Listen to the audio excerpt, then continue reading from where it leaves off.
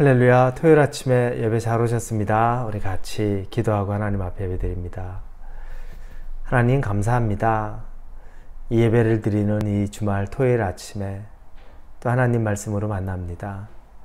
여전히 그 자리에 계시고 여전히 우리와 함께 하시는 하나님으로 말미암아 우리가 마음의 평안을 얻습니다. 담대함을 얻습니다. 그리고 절대 두려워하지 않습니다. 하나님이 우리의 아버지시고 우리의 보호자시고 우리의 인도자시며 힘이시오 또 방패시오 우리의 피할 바위가 되시기 때문에 하나님으로 말미암아 우리가 담대함을 고백합니다. 감사합니다. 하나님 우리와 함께 해주심에 감사하고 은혜 베풀어 주실 것을 기대하며 예수님 이름으로 기도합니다. 아멘. 오늘은 우리 요한일서 마지막입니다. 요한일서 5장 13절에서 21절입니다.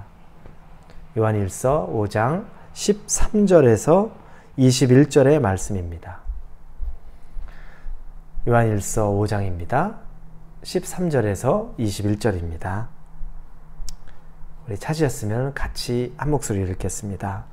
내가 하나님의 아들의 이름을 믿는 너희에게 이것을 쓰는 것은 너희로 하여금 너희에게 영생이 있음을 알게 하려 함이라. 그를 향하여 우리가 가진 바 담대함이 이것이니 그의 뜻대로 무엇을 구하면 들으심이라. 우리가 무엇이든지 구하는 바를 들으시는 줄을 안즉 우리가 그에게 구한 그것을 얻은 줄을 또한 아느니라. 누구든지 형제가 사망에 이르지 아니하는 죄 범하는 것을 보거든 구하라. 그리하면 사망에 이르지 아니하는 범죄자들을 위하여 그에게 생명을 주시리라. 사망에 이르는 죄가 있으니 이에 관하여 나는 구하라 하지 않노라. 모든 불의가 죄로 돼 사망에 이르지 아니하는 죄도 있도다. 하나님께로부터 난 자는 다 범죄하지 아니하는 줄을 우리가 아노라. 하나님께로부터 나신 자가 그를 지키심에 악한 자가 그를 만지지도 못하느니라. 또 아는 것은 우리는 하나님께 속하고 온 세상은 악한 자에게 처한 것이며 또 아는 것은 하나님의 아들이 이르러 우리에게 지각을 주사 우리로 참된 자를 알게 하신 것과 또한 우리가 참된 자 곧 그의 아들 예수 그리스도의 안에 있는 것이니 그는 참 하나님이시요 영생이시라. 자녀들아 너희 자신을 지켜 우상에게서 멀리하라. 이제 요한일서를 마무리하면서 사도 요한이 마지막 당부를 이 요한일서를 읽는 성도들에게 하는 장면이 나옵니다. 그 마지막 당부는 몇 가지로 나눠서 우리가 볼 수 있습니다. 그 중에 첫 번째는 우리들의 정체성, 그들의 정체성, 자신의 정체성이 무엇인지를 정확하게 알라는 겁니다.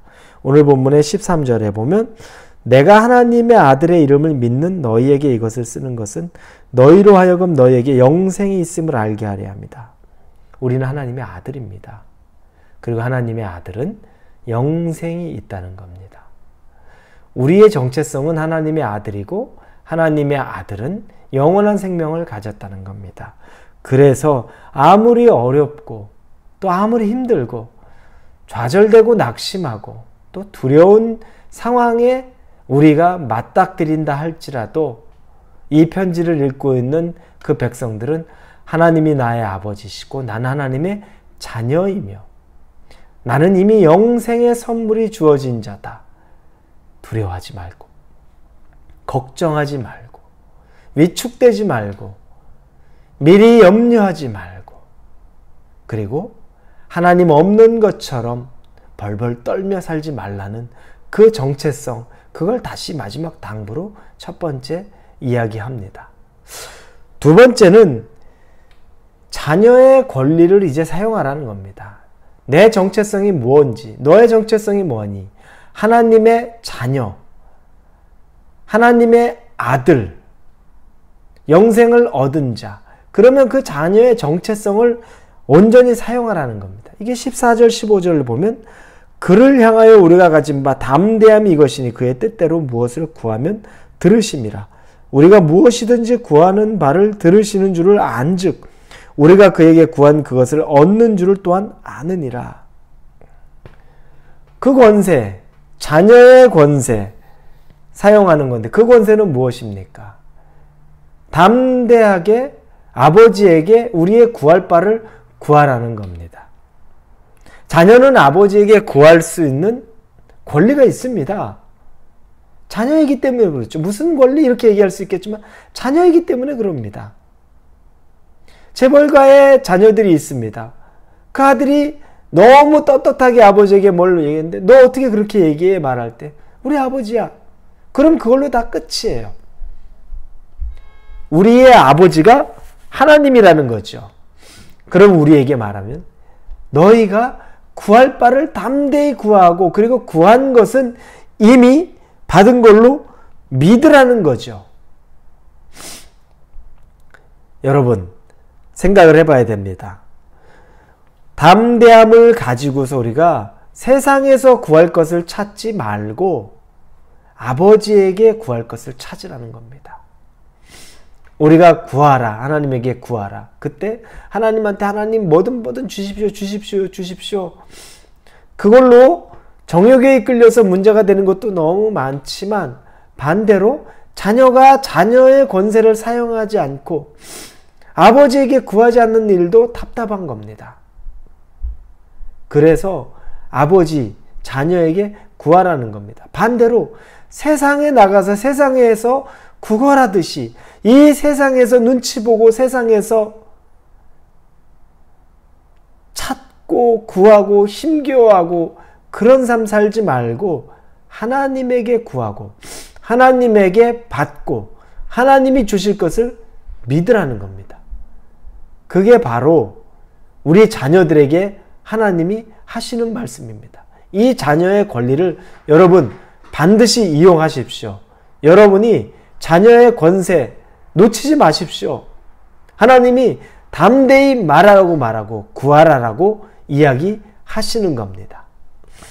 자, 세 번째는 죄에 대해서 민감하라는 겁니다. 이게 18절부터 21절까지 나옵니다.